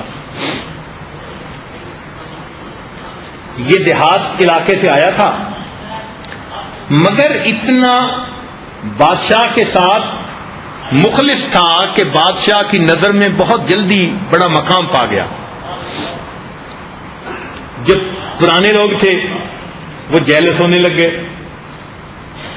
چنانچہ ایک دن انہوں نے بات کی بادشاہ سے کہ جناب شکل میں ہم اچھے، عقل میں ہم اچھے، نسب میں ہم اچھے، مال میں ہم اچھے، یہ دیہاتی سا لڑکا آ گیا ہے اور جو آپ کی محبت کی نظر اس پر پڑتی ہے وہ کسی اور پہ پڑتی نہیں. تو بادشاہ نے کہا اچھا میں اس کا کسی وقت جواب دوں گا. بات آئی گئی ہو گئی، کچھ دن گزر گئے، لوگوں کے ذہن سے وہ بات ہی نکل گئی. ایک دن بادشاہ نے ایک پھل منگایا جو بڑا کڑوا بٹر تھا. اس نے کاشیں بنوائیں اور سب اعتراض کرنے والے جو تھے نا دوست، ان سب کو ایک ایک کاش دی. جس نے منہ سے لگایا اس نے تھو تھو کر دیا. بڑا کڑوا، بہت ہی کڑوا. وہ جی میری تو زبان سے کڑواہٹ جا نہیں رہی. بادشاہ نے سب کو دیکھا، سب نے یہی کام کیا، لیکن جب ایاز کو دیکھا تو وہ کھائے چلا جا رہا تھا. بادشاہ بھی حیران ہوا. بادشاہ نے پوچھا ایاز کیا یہ کڑوا نہیں؟ بادشاہ کڑوا تو بہت ہے، کھائے چلے جا رہے ہو. کہ جی بادشاہ سلامت، مجھے یہ خیال آیا کہ میں آپ کے ہاتھوں سے زندگی میں سینکڑوں مرتبہ میٹھی چیزیں لے کے کھا چکا، اگر آج مجھے کڑوی بھی مل گئی تو واپس کرتے ہوئے مجھے شرم آ رہی. مجھے حیا آئی، میں کڑوی کیسے واپس کروں، میں نے اس کو بھی کھا لیا۔ تو بھائی جس پروردگار نے عزت دی، صحت دی، اولاد دی، کاروبار دیا، پتہ نہیں کیا کیا نعمتیں ہمیں عطا فرمائی، خوشیوں بھری زندگی دی۔ آپ زندگی کو دیکھیں نا، صحت زیادہ، بیماری تھوڑی، پیٹ بھرے کا وقت زیادہ، فاقے تھوڑے، خوشی کی زندگی کے حصے زیادہ اور غم تھوڑے۔ تو معلوم ہوا کہ جب اتنا عرصہ اس کی نعمتوں پہ پلتے رہے اور خوشیوں والی زندگی گزارتے پھرے، اگر کبھی کوئی غم کا لمحہ بھی آ جائے تو اپنے رب کا شکوہ کرنا زیب نہیں دیتا۔ لطف سجن دم بدم، کہر سجن گاہ گاہ، کہ محبوب کا لطف تو ہمیشہ اور محبوب کی ناراضگی کبھی کبھی۔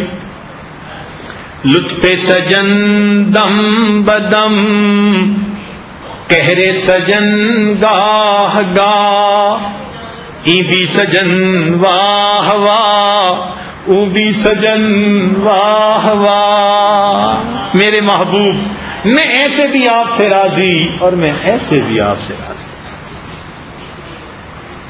آپ کی خوشی پہ میں قربان۔ تو انسان کی طبیعت ایسی بن جائے کہ اللہ رب العزت جو حالات بھیجیں، بندہ ہر حال میں اپنے رب سے راضی رہے۔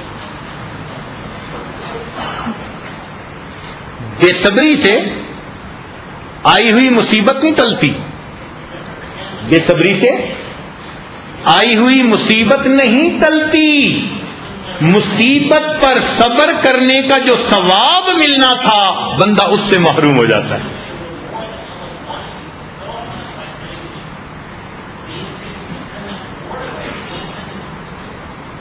چنانچہ عبدالوہاب شیرانی رحمۃ اللہ نے کتاب میں لکھا ہے کہ جب اللہ رب العزت نے لوح و قلم کو پیدا کیا تو قلم کو حکم دیا کہ قلم لکھ، تو قلم نے اللہ کے حکم سے لکھنا شروع کیا، لا الہ الا انا محمد رسولی۔ یہ اللہ رب العزت کی طرف سے لکھا جا رہا ہے،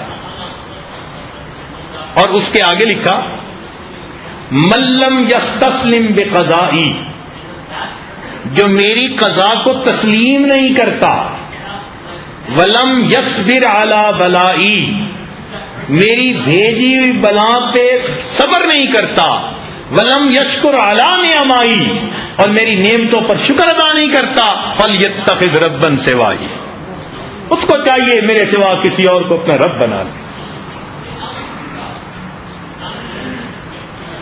اللہ رب العزت ہمیں صبر و ضبط والی زندگی گزارنے کی توفیق عطا فرمائے۔ یہ صبر ایک بنیادی صفت ہے، اور مختلف حالات میں صبر کرنے سے اس کے نام مختلف علماء نے رکھ دیے ہیں۔ مثال کے طور پر اگر ایک آدمی اپنی شہوت کو کنٹرول کرتا ہے، صبر کرتا ہے، تو اس کا نام پاک دامنی ہے۔ اگر رزق کی فراوانی کے باوجود عیاشی سے اپنے آپ کو تھام لیتا ہے، اس کا نام تزکیہ نفس ہے۔ اگر ایک آدمی جہاد میں صبر کے ساتھ حصہ لیتا ہے، برداشت کرتا ہے ہر قسم کے حالات کو، اس کا نام شجاعت ہے۔ اگر غصے کے حالت میں کوئی بندہ صبر کر لیتا ہے تو اس کا نام حوصلہ ہے۔ اگر حادثات زمانہ پہ صبر کر لیتا ہے، اس کا نام حلم ہے۔ اگر دوسروں کے عیوب دیکھنے کے باوجود ان کی پردہ داری نہیں کرتا، پردہ پوشی کر جاتا ہے، تو اس کا نام ستر پوشی ہے۔ اگر بقدر ضرورت ملنے پر خوش زندگی گزارتا ہے تو اس کا نام قناعت ہے۔ اگر لذائذ دنیا پہ صبر کر لیتا ہے تو اس کا نام زہد ہے۔ اگر معصیت سے، گناہوں سے بچنے پر صبر کر لیتا ہے تو اس کا نام تقوی ہے، اور اگر اللہ تعالی کی طرف سے بھیجی ہوئی مصیبتوں پر کوئی بے صبری کا کام نہیں کرتا تو اس کا نام صبر ہے۔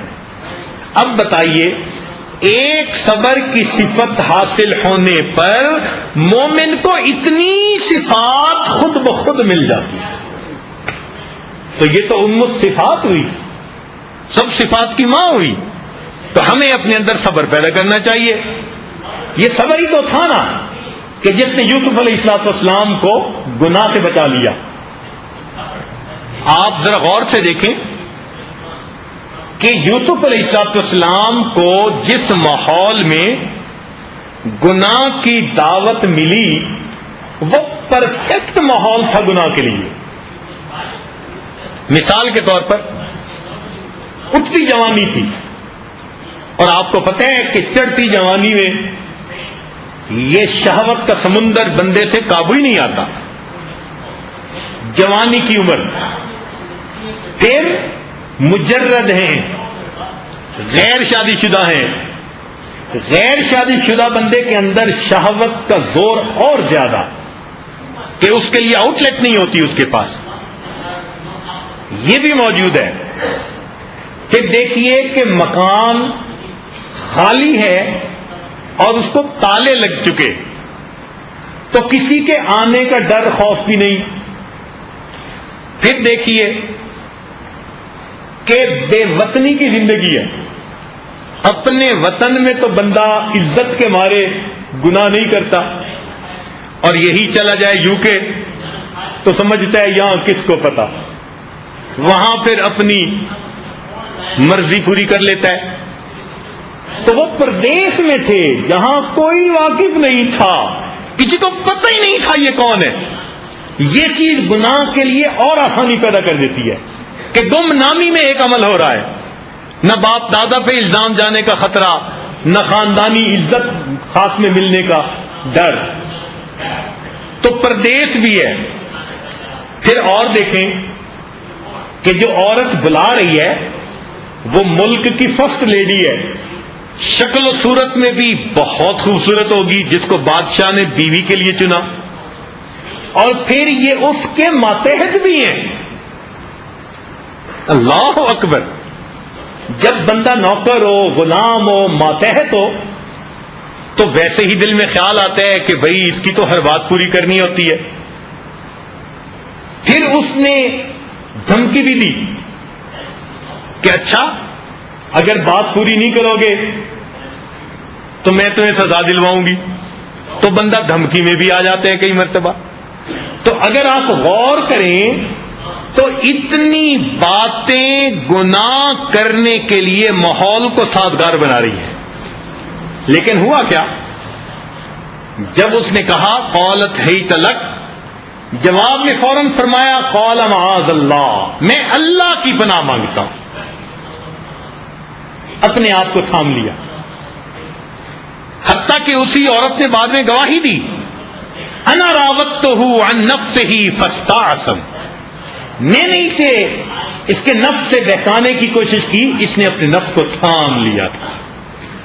یہ صبر کہلاتا ہے۔ تو اگر ہمیں یہ صبر نصیب ہو جائے تو معصیت سے بچنا ہمارے لیے آسان، تو صرف مصیبت ہی آسان نہیں ہوگی، معصیت سے بچنا بھی آسان ہو جائے۔ اس لیے اس صبر کی صفت کو اپنے اندر پیدا کرنا چاہیے، اور اللہ تعالیٰ سے دعا بھی مانگنی چاہیے کہ اللہ رب العزت یہ نعمت ہمیں عطا فرما دے۔ اب ذرا طلباء سے چند باتیں۔ صبر قرآن مجید میں اللہ رب العزت نے مختلف زاویوں سے بیان کیا، عجیب اس کی فضیلتیں اللہ تعالیٰ نے بیان کی ہیں، ذرا توجہ سے سنیے گا کہ ایک تو اللہ رب العزت نے قرآن پاک میں صبر کرنے کا حکم دیا، امر کا صیغہ، فرمایا اصبروا وصابروا۔ اب یہ اصبروا حکم ہے، یعنی ڈائریکٹ مالک الملک کا حکم ہے، رولنگ ہے، صبر کرو، تو اتنا ہی کافی۔ کہ اس شہنشاہ حقیقی کا آرڈر ہے. فرمایا وَاسْتَعِینُوا بِالصَّبْرِ وَالصَّلَاةِ، یہ استعینوا پھر امر کا صیغہ، اور پھر عدم صبر سے منع کر دیا، بے صبری نہ کرو، یعنی صبر کا حکم دیا اور بے صبری سے منع کر دیا. فرمایا فاصبر کما صبر اولو العزم من الرسل ولا تستعجل لهم. یہ جو ہے نا لا تستعجل لهم، اس کا مطلب ہے بے صبری نہ کیجیے، تو بے صبری سے منع کر دیا. اہل صبر کی بڑی تعریفیں کی، والصابرین فی البأساء والضراء وحین الباس اولئک الذین صدقوا واولئک هم المتقون. اہل صبر کے ساتھ اللہ تعالیٰ نے محبت کا اظہار فرمایا. فرمایا واللہ یحب الصابرین، اللہ تعالیٰ صبر والوں سے محبت فرماتے ہیں. اہل صبر کو خوشخبری دی کہ میں تمہارے ساتھ ہوں. جیسے بڑا افسر کسی کو کہتے ہیں نا فکر نہ کرو میں تمہارے ساتھ ہوں، تو اس بندے کا دل بڑا ہو جاتا ہے کہ میری پشت پہ فلاں بندے کا ہاتھ. اللہ تعالیٰ فرما رہے ہیں ان اللہ مع الصابرین، اللہ تعالیٰ صبر کرنے والوں کے ساتھ ہے. پھر فرمایا کہ صبر اہل صبر کے لیے بہتر ہے. وَلَئِن صَبَرْتُمْ لَهُوَ خَيْرٌ لِلصَّابِرِينَ. پھر فرمایا کہ صبر کا بہترین اجرا ملے گا تمہیں. وَلَنَجْزِيَنَّ الَّذِينَ صَبَرُوا أَجْرَهُمْ بِأَحْسَنِ مَا كَانُوا يَعْمَلُونَ. پچھلی قوموں کی مثالیں دی کہ دیکھو انہوں نے صبر کیا تو ان پر ہم نے کتنے انعامات کی بارش کر دی. سنیے اور دل کے کانوں سے سنیے. ارشاد فرمایا وَتَمَّتْ كَلِمَةُ رَبِّكَ الْحُسْنَى بَلْ عَلَى بَنِي إِسْرَائِيلَ بِمَا صَبَرُوا. صبر کی وجہ سے یہ تمام نعمتیں اللہ رب العزت نے بنی اسرائیل کو عطا کی. حضرت موسیٰ علیہ السلام نے بھی انہیں یہی سبق دیا تھا، اے میری قوم استعینوا باللہ واصبروا. صبر کا حکم مل رہا ہے. پھر اہل صبر کو فرمایا کہ تمہیں ہم بغیر حساب ان لمیٹڈ اجر دیں گے. انما یوفی الصابرون اجرہم بغیر حساب. ہر چیز کے اجر کا کچھ اندازہ لگایا جا سکتا ہے، صبر کا اجر کیا ملے گا بندہ اس کا اندازہ نہیں لگا سکتا.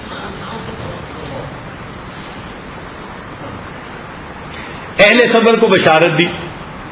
فرمایا وبشر الصابرین. کس بات کی؟ کہ ان کے اوپر اللہ تعالیٰ کی طرف سے صلاۃ رحمت نازل ہوگی اور ان کو اللہ ہدایت دیتے ہیں. اولئک علیہم صلوات من ربہم ورحمہ واولئک هم المہتدون. صبر کرنے والے ہی ہدایت والے ہیں. پھر فرمایا کہ صبر کرو گے تو ہم مدد کریں گے. چنانچہ ارشاد فرمایا بلا ان تصبروا وتتقوا وَيَأْتُوكُم مِّن فَوْرِهِمْ هَٰذَا يُمْدِدْكُمْ رَبُّكُمْ. تمہارا رب تمہاری مدد کرے گا. حدیث پاک میں آتا ہے نبی علیہ السلام تشریف فرما تھے، سیدنا صدیق اکبر رضی اللہ عنہ بھی بیٹھے ہوئے ہیں. ایک صاحب آئے اور ان کو کوئی رنجش تھی صدیق اکبر رضی اللہ عنہ سے.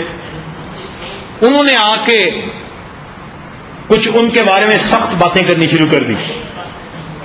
صدیق اکبر رضی اللہ عنہ خاموش رہے، نبی علیہ السلام بھی خاموش سنتے رہے، حتیٰ کہ وہ بندہ بڑھتا گیا اور اس نے بہت ہی سخت لفظ کہہ ڈالے.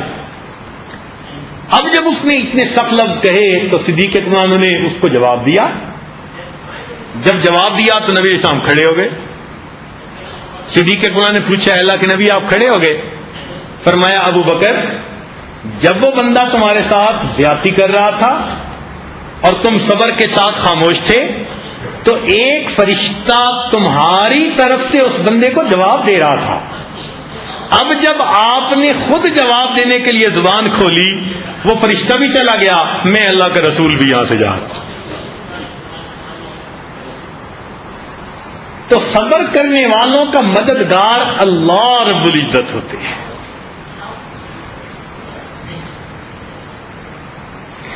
صبر والے ہی اہل عزم ہوتے ہیں۔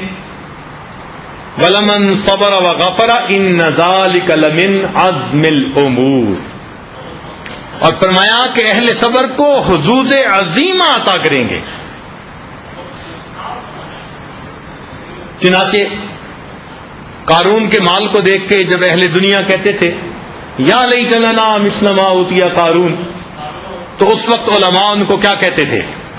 فرماتے تھے ویلکم ثواب اللہ خیر لمن آمن وعمل صالحا مگر وما یلقاها الا الصابرون۔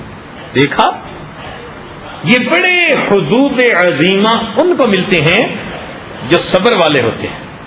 بلکہ قرآن مجید میں تو ایک جگہ صبر والوں کو ہی خوش قسمت کہہ دیا۔ ارشاد فرمایا وما يلقاها الا الذين صبروا وما يلقاها الا ذو حظ عظیم۔ مفسرین نے ذو حظ عظیم کا ترجمہ خوش نصیب، خوش قسمت کیا۔ تو صبر وہ کرنے والا ہی خوش نصیب ہوتا ہے، اور عبرت بھی وہی پکڑتا ہے جس میں صبر ہوتی ہے۔ ان فی ذلک لآیات لکل صبار شکور۔ اور جنت میں جو لوگ جائیں گے تو ان کی جس صفت کا سب سے پہلے تذکرہ کیا جائے گا، جس پر ان کو اپریشیٹ کیا جائے گا، وہ صبر والی صفت ہوگی۔ چنانچہ جنتی جنت میں جائیں گے، اللہ تعالیٰ فرماتے ہیں والملائکۃ یدخلون علیہم من کل باب، ملائکہ مختلف دروازوں سے ان کی طرف آئیں گے اور آ کر ان کو کیا کہیں گے؟ سلام علیکم، تم پر سلامتی ہو اور تم جیتے رہو، تمہیں شاباش ہو۔ ہم کہتے ہیں نا میزبانوں شاباش، سلام علیکم کا بالکل یہی مفہوم۔ تو فرشتے کہیں گے سلام علیکم بما صبرتم، کہ تم نے دنیا میں رہتے ہوئے صبر کیا۔ تو صبر والے ہی جنتوں میں جائیں گے اور وہی جنتیں پائیں گے، اور اہل صبر کو ہی اللہ تعالی منصب امامت عطا فرماتے ہیں۔ وجعلنا منہم ائمہ یہدون بامرنا لما صبروا وکانوا بآیاتنا یوقنون۔ تو اب اندازہ لگائیے کہ اللہ رب العزت نے قرآن مجید میں کتنے مختلف انداز سے اس صبر کے فضائل گنوائے تاکہ میرے بندے اس صفت کو اپنے اندر پیدا کر لے۔ صبر کی ایکسٹریم کیا ہے؟ ذہن میں ایک سوال پیدا ہوتا ہے نا کہ صبر کی ایکسٹریم کیا ہے، اس کی معراج کیا ہے؟ صبر کی معراج یہ ہے کہ انسان مخلوق کے سامنے اپنی مصیبت کا تذکرہ ہی نہ کرے، اگر کرنا ہے تو فقط اپنے رب کے سامنے کرے۔ یہ صبر کی معراج ہے۔ ہاں یہاں ایک مسئلہ سمجھ لیں، مسئلہ دریافت کرنے کے لیے، مشورہ مانگنے کے لیے مفتی صاحب سے رجوع کرنا، عالم سے رجوع کرنا، نیک بندے سے، شیخ سے رجوع کرنا، یہ شکوے میں شامل نہیں ہے۔ ان کے سامنے بندہ حالات اس لیے کھولتا ہے کہ گائیڈنس لینی ہوتی ہے، تو یہ شکوے میں نہیں آتے کہ یہ نہ سمجھے کہ جی اب مسئلہ بھی نہیں پوچھ سکتے، نہیں، مسئلہ معلوم کرنا اور رہبری مانگنا یہ الگ چیز ہے۔ شکوہ کہتے ہیں کہ جب کوئی آ کے بیٹھا سناؤ بھائی کیا حال ہے، تو بس سٹوری شروع کر دی وقت گزاری کے لیے۔ اپنے آپ کو بڑا مظلوم ثابت کرنے کے لیے اپنے حالات کسی بندے کو سنا دینا، یہ بے صبری کہلاتی ہے، یہ شکوہ کہلاتا ہے۔ یہ نہیں کرنا چاہیے، بلکہ انس رضی اللہ عنہ فرماتے تھے کہ من کنوز البر کتمان المصائب، کہ نیکیوں کے خزانوں میں سے یہ عمل ہے کہ انسان اپنی مصیبت کو دوسروں سے چھپائے، پتہ ہی نہ چلنے دے۔ کاش کہ ہمیں اللہ تعالیٰ ایسا صبر عطا فرمائے، اور ہمارے اکابر کا یہی حال تھا۔ چنانچہ صدیق اکبر بیمار ہوئے، کسی نے پوچھا کہ ہم آپ کے لیے طبیب کو بلائیں، تو فرمانے لگے کہ طبیب نے مجھے دیکھ لیا ہے۔ اس نے کہا کہ طبیب نے پھر کہا کیا ہے؟ کہ طبیب نے کہا ہے انی فعال لما یرید۔ عبداللہ ابن مسعود رضی اللہ عنہ بیمار ہوئے، عثمان ابن غنی رضی اللہ عنہ ان کی تیمارداری کے لیے آئے۔ آ کر بندہ پوچھتے ہیں نا جی کیا حال ہے، کوئی تکلیف تو نہیں؟ تو عثمان غنی رضی اللہ عنہ نے آ کے پوچھا ما تشتکی، کیا شکایت ہے، کیا پرابلم ہے؟ تو فرمایا ذنوبی، مجھے اپنے گناہوں کی پرابلم ہے۔ بیماری کا تذکرہ نہیں کیا۔ اللہ اکبر، کہ ذنوبی، بیماری، کہ مجھے اپنے گناہوں کی شکایت ہے۔ انہوں نے فرمایا ما تشتہی، آپ کیا چاہتے ہیں؟ فرمایا رحمت ربی، میں اپنی رب کی رحمت کو چاہتا ہوں۔ انہوں نے فرمایا کہ کیا میں کسی طبیب کو بلاؤں؟ فرمایا الطبیب امرضنی، طبیب نے ہی تو مجھے بیمار کیا۔ انہوں نے پوچھا کہ کیا میں بیت المال سے کچھ آپ کے لیے بھیج دوں؟ فرمایا لا حاجت لی فیہا، مجھے اس کی کوئی ضرورت نہیں ہے۔ انہوں نے کہا اچھا میں آپ کو اپنی طرف سے ہدیہ دے دیتا ہوں۔ فرمایا میں نے نبی علیہ السلام سے سنا من قرأ سورۃ الواقعہ کل لیلۃ لم تصبہ فاقۃ ابدا، جو ہر رات میں سورہ واقعہ پڑھ لیتا ہے اس کو کبھی بھی فاقہ نہیں آتا، مجھے اب آپ کے ہدیے کی بھی ضرورت نہیں۔ کتنے اپنے حالات پہ وہ اللہ کی طرف سے مطمئن ہوتے تھے کہ الحمدللہ علی کل حال سوى الکفر والضلال، صرف کفر اور گمراہی کے علاوہ جو حال بھی اللہ بھیج دے میرے مولا ہم ہر حال میں آپ سے راضی ہیں۔ چنانچہ صبر کی انتہا یہی ہے کہ بندے نے اگر کوئی بات کرنی ہی ہو تو اپنے رب سے کرے۔ حضرت یعقوب علیہ السلام نے اپنے رب کے سامنے فریاد کی انما اشکو بثی وحزنی الی اللہ، اپنے اللہ کے سامنے، اور یہی ایوب علیہ السلام نے کیا۔ قرآن مجید میں ہے کہ جب بیماری بہت زیادہ بڑھ گئی تو انہوں نے کہا کہ رب انی مسنی الضر وانت ارحم الراحمین، اللہ مجھے بہت تکلیف پہنچی ہے اور آپ ہی رحم کرنے والوں سے بڑے رحم کرنے والے۔ پھر اللہ رب العزت نے بالآخر ان کی اس مصیبت پریشانی کو دور فرما دیا۔ نبی علیہ الصلوۃ والسلام جب طائف کے سفر میں آپ کو اتنی تکلیف پہنچائی گئی، عائشہ صدیقہ رضی اللہ تعالیٰ عنہ نے سوال کیا اے اللہ کے نبی، احد کے علاوہ آپ کی زندگی میں سب سے زیادہ غم اور اذیت والا دن کون سا تھا؟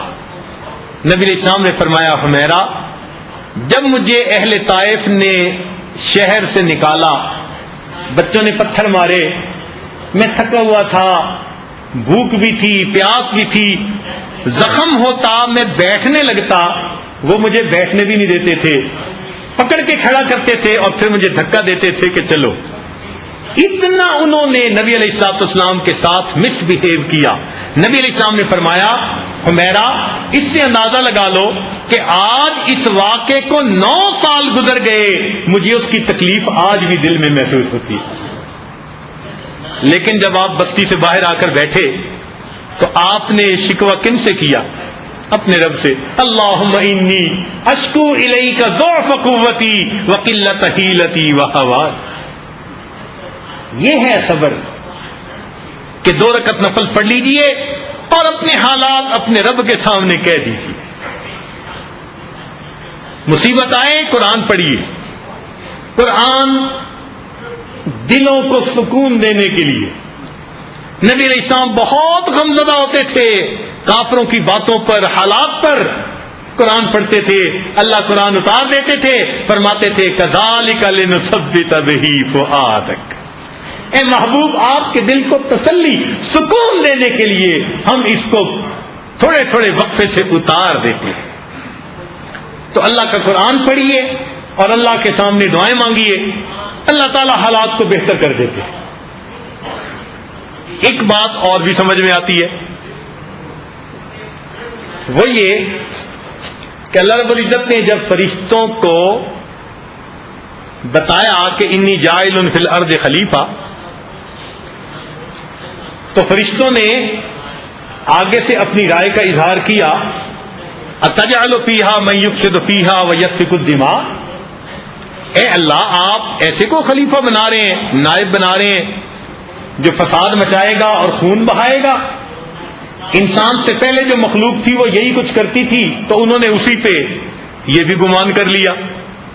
اللہ تعالیٰ نے فرمایا انی اعلم ما لا تعلمون، جو میں جانتا ہوں تم نہیں جانتے.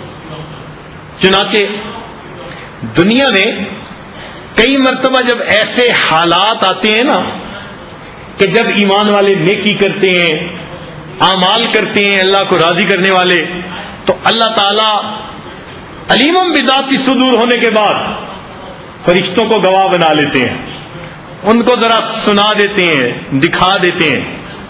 چنانچہ حدیث پاک میں آتے ہیں کہ مجمع میں آتے ہیں فرشتے، واپس جاتے ہیں تو اللہ تعالیٰ پوچھتے ہیں میرے بندے کیا چاہتے ہیں، حالانکہ سب جانتے ہیں، مگر فرشتوں کو جتلانا تھا کہ تم نے کہا تھا فساد مچائیں گے، خون بہائیں گے، اور دیکھو یہ تو میری محبت میں مسجد میں میری باتیں سننے کے لیے اپنے گھروں کو چھوڑ کے من بلاد شتیٰ وقبائل شتیٰ سب آ کے بیٹھے ہوئے ہیں. یہ تو میرے دیوانے ہیں، میرے چاہنے والے ہیں، تم نے ان کے بارے میں غلط گمان کر لیا تھا.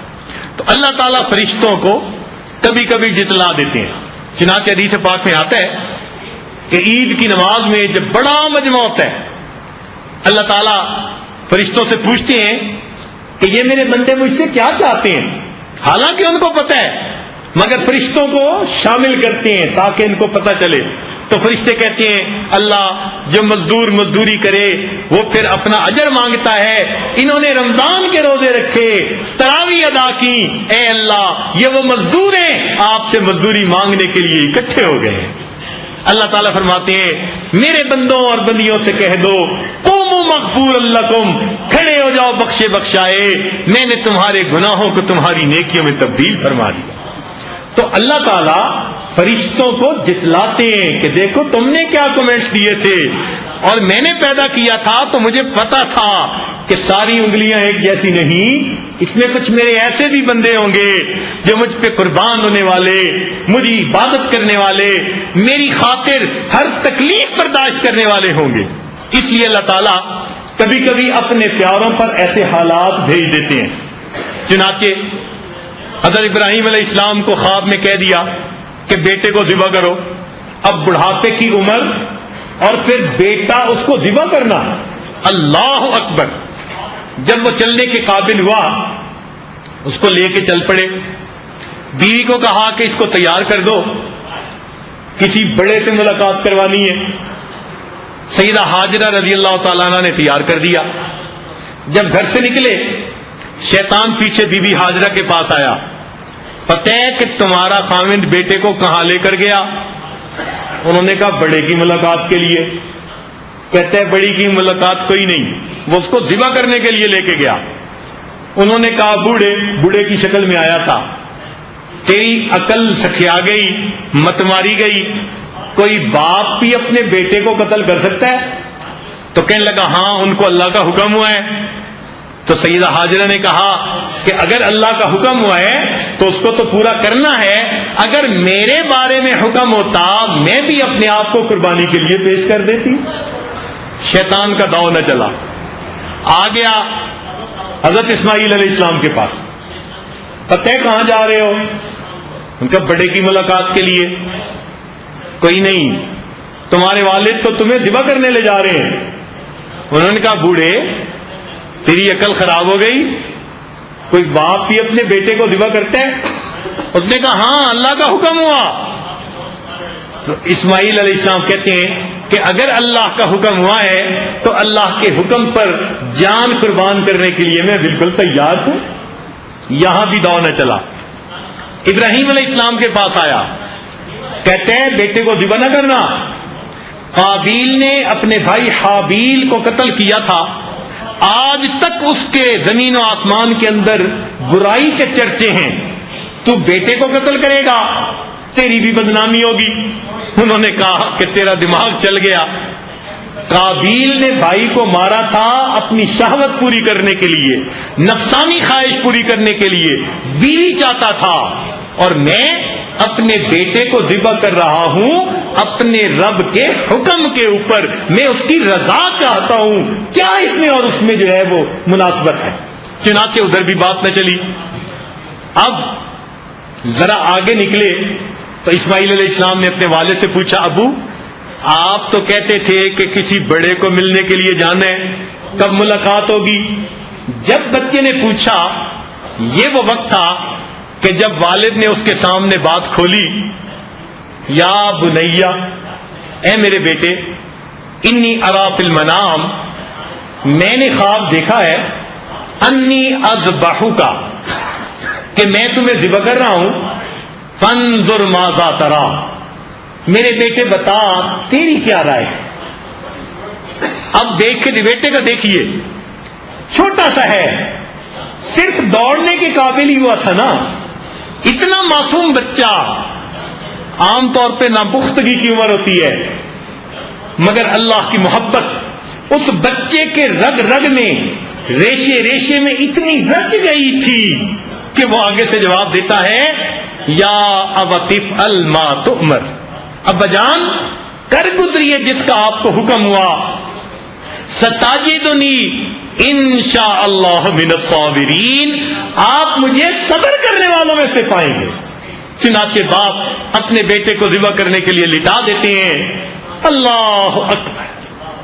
اللہ رب العزت نے اس لیے یہ خواب دکھایا, وہ فرشتوں کو دکھانا چاہتے تھے کہ تم تو کہتے تھے فساد مچائے گا, خون بہائے گا. دیکھو باپ کے دل میں محبت کیسی, ماں کے دل میں میری محبت کیسی. یہ میرے عشاق ہیں, میرے چاہنے والے, یہ جی میرے لیے رہے ہیں. ان کا جینا, ان کا مرنا, ان کی زندگی میرے لیے.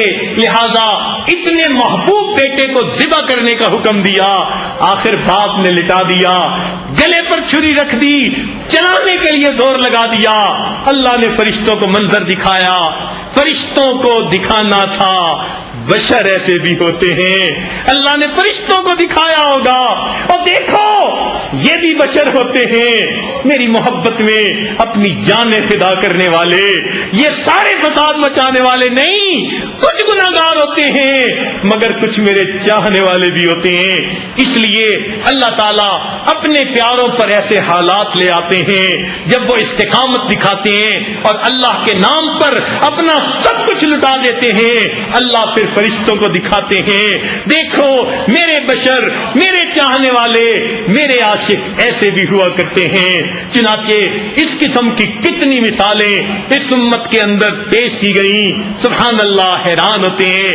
حضرت عبداللہ ابن زبیر رضی اللہ تعالیٰ عنہ کا واقعہ ہے کہ جب ان کو دشمنوں نے گھیر لیا, گھر کے دروازے کے اوپر ان کے ساتھ کوئی 300 ان کے ساتھی تھے, سپورٹر تھے. انہوں نے مقابلہ شروع کر دیا, ایک ایک کر کے وہ شہید ہو رہے تھے. ان کو یقین ہو گیا تھوڑی دیر کے بعد میری بھی باری آ جائے گی. تو دل میں خیال آیا بوڑھی ماں اندر گھر میں ہے, میں ان کو آخری مرتبہ سلام کیوں نہ کروں. جوان بیٹا اپنی والدہ کو سلام کرنے کے لیے گھر آتا ہے, امی میں آپ کو آخری سلام کرنے کے لیے آیا ہوں. ماں پوچھتی ہے بیٹے تیری آواز میں گھبراہٹ کیوں نظر آتی ہے؟ بوڑھی ماں جو نابینا ہو چکی اسماء رضی اللہ تعالیٰ عنہ صدیق اکبر کی بڑی صاحبزادی، وہ جوان بیٹے سے پوچھتی ہے بیٹے تیری آواز میں مجھے گھبراہٹ کیوں نظر آ رہی ہے؟ کیا تم حق پر نہیں ہو؟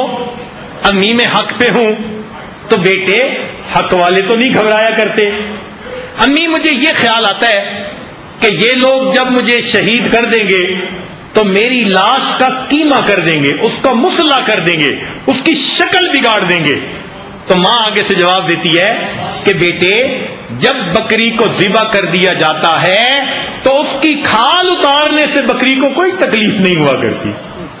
یہ ماں بیٹے کو کہہ رہی ہے اللہ اکبر کہ بیٹے جب بکری کو ذبح کر دیا جائے تو اس کی کھال اتارنے کی تکلیف بکری کو کوئی نہیں ہوا کرتی، تو یہ تمہاری لاش کا مسلح بھی بنا دیں گے تو تمہیں کیا تکلیف ہوگی؟ بیٹا کہتے ہیں اچھا امی میں اب جانا چاہتا ہوں. ماں الوداع کرتے ہوئے اپنے بیٹے کے لیے 3 دعائیں کرتی ہے. اے میرے اللہ تو جانتا ہے یہ میرا وہ بیٹا ہے جو سردیوں کی لمبی راتوں میں پوری پوری رات مصلے پہ کھڑا ہو کے تیرے سامنے قرآن پڑھتا تھا. اللہ یہ میرا وہ بیٹا ہے جو گرمی کے لمبے دنوں میں تیری رضا کے لیے سارا دن روزہ رکھا کرتا تھا.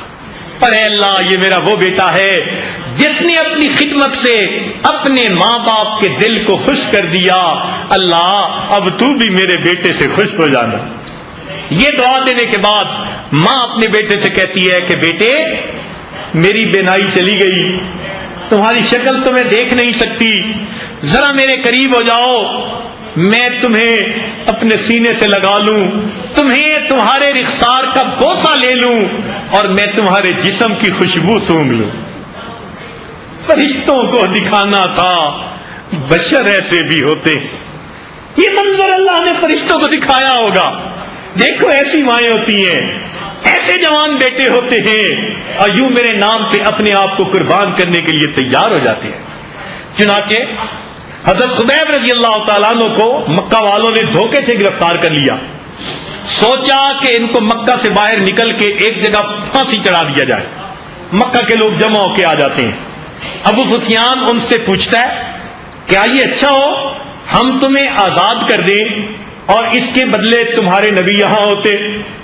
تو وہ جواب دیتے ہیں ابو سفیان مجھے یہ بھی گوارا نہیں کہ مجھے آزاد کر دیا جائے اور اس کے بدلے میرے محبوب کو کانٹا چبھ جائے.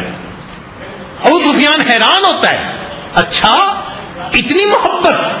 چنانچہ پھانسی پہ لٹکانے کا وقت آ گیا. اب مکہ والوں نے پلاننگ کی.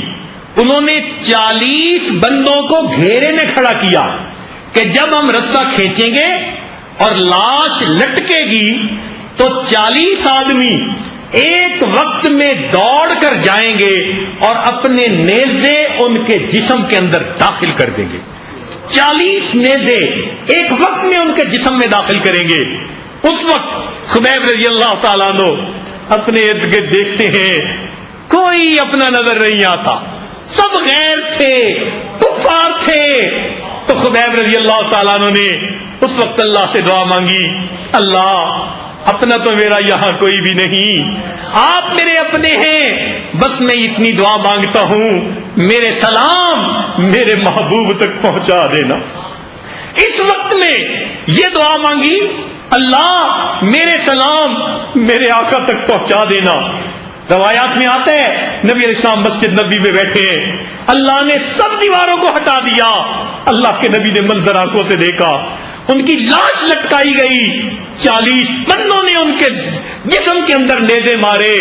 خبیب رضی اللہ تعالیٰ عنہ کلمہ پڑھتے ہوئے اپنی جان اللہ کے نام پہ قربان کرتے ہیں. فرشتوں کو دکھانا تھا بشر ایسے بھی ہوتے ہیں. اللہ نے فرشتوں کو دکھایا ہوگا اور دیکھو میرے نام پہ قربانیاں دینے والے ایسے بھی ہوا کرتے. اللہ اکبر کبیرہ. صحابہ کی بات نہیں، اس کے بعد کے زمانے میں دیکھ لیجئے ہمارے اکابر نے اس دین کی خاطر کیا کیا مشقتیں اٹھا لی.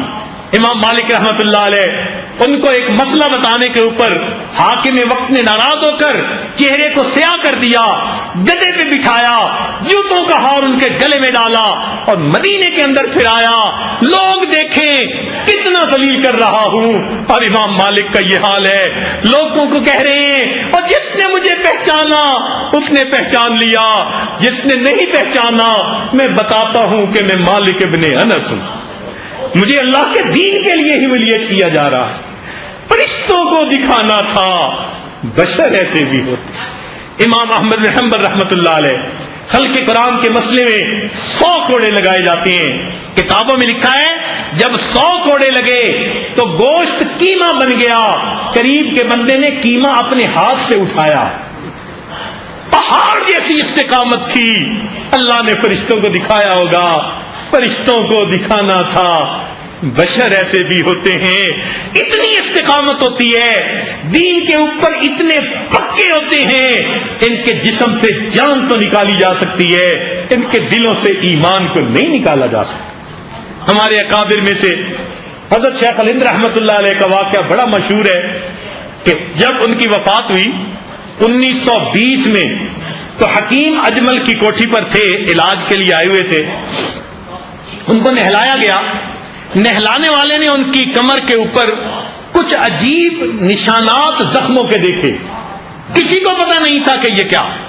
حضرت مدنی رحمۃ اللہ علیہ کلکتہ گئے ہوئے تھے، وہ اپنے شیخ کی نماز جنازہ میں شرکت کے لیے آئے، ان سے پوچھا گیا کہ یہ کیا ہے، ان کی آنکھوں میں آنسو آ گئے، کہنے لگے یہ ایک راز تھا، میرے شیخ نے مجھے منع کر دیا تھا کہ زندگی میں کسی کو نہ بتانا، اب چونکہ وفات پا گئے اب میں اس سے پردہ ہٹاتا ہوں کہ جب مالٹا میں قید تھے اس وقت فرنگی ان کو کہتا تھا کہ تم یہ کہہ دو کہ میں تمہارے ساتھ ہوں، ہم تمہیں ابھی چھوڑ دیں گے، اور حضرت فرماتے تھے یہ الفاظ میں ہرگز نہیں کہہ سکتا، چنانچہ ان کے لیے انگارے جو ہے وہ زمین پر بچھائے جاتے اور ان کو اوپر لٹایا جاتا، یہ ان انگاروں کے نشانات ہیں۔ رات کو کمرے میں آتے، ساری رات بیٹھ کر گزارتے، ہم شاگرد تھے، ہم سے اپنے شیخ کی تکلیف دیکھی نہ جاتی، ہم رو کر کہتے حضرت کوئی ہیلا، کوئی زمانی بات کہہ دیں، ان لوگوں کی تسلی ہو جائے، یہ آپ پر اتنی مصیبت نہ ڈھائیں۔ حضرت فرماتے ہرگز نہیں۔ جب ایک دفعہ بہت میں نے منت سماجت کی تو حضرت میری طرف متوجہ ہو کر فرمانے لگے حسین احمد تم کیا سمجھتے ہو، میں روحانی بیٹا ہوں حضرت بلال کا، میں روحانی فرزند ہوں حضرت خدیب کا، میں روحانی بیٹا ہوں حبیبی سمیہ کا، میں روحانی بیٹا ہوں امام مالک کا، امام احمد بن حنبل کا، شاہ ولی اللہ کا، اور میں مجدد ثانی کا بیٹا ہوں۔ حسین احمد یہ میرے جسم سے جان نکال سکتے ہیں، یہ میرے جسم سے جان نکال سکتے ہیں، میرے دل سے ایمان نہیں نکال سکتے۔ میں ان کی سٹیٹمنٹ دے کر اللہ کے دفتر سے نام کٹوا کر ان کے دفتر میں کبھی نہیں لکھوانا چاہتا، فرشتوں کو دکھانا تھا۔ بشر ایسے بھی ہوتے ہیں کہ دیکھو میرے چاہنے والے، دین کے اوپر استقامت کے ساتھ چلنے والے اتنی مشقتیں برداشت کر جاتے ہیں اور بالآخر اپنے رب کی رضا کے لیے سب کچھ جو ہے قربان کر جاتے ہیں۔ یہ اللہ والوں پر کئی مرتبہ اس لیے بھی مصیبتیں آ جاتی ہیں، اللہ تعالیٰ نے ان کے درجات کو بڑھانا ہوتا ہے۔ حدیث پاک میں آتا ہے اللہ تعالیٰ کسی بندے کا درجہ بڑھانا چاہتے ہیں مگر اس کے اعمال ایسے نہیں کہ وہ درجہ پا سکیں، اللہ کوئی مصیبت کوئی پریشانی بھیج دیتے ہیں، جب بندہ اس مصیبت پہ صبر کر لیتا ہے اللہ اس کو بہانہ بنا کر اپنے بندے کو وہ مقام عطا فرما دیتے ہیں۔ اس لیے مصیبتوں پریشانیوں سے گھبرانے کی ضرورت نہیں ہوتی۔ ہاں یہ بات سن لیں ہم خود مانگے نہیں کہ ہم کمزور ہیں، ہم متحمل نہیں ہو سکتے، لیکن اگر آ جائے تو پھر بے صبری کی ضرورت نہیں ہوتی، صبر کے ساتھ اللہ سے اجر کے مستحق بن جائیے۔ اللہ تعالی ہمیں صبر و ضبط والی زندگی گزارنے کی توفیق عطا فرمائے۔ وآخر دعوانا ان الحمد للہ رب العالمین۔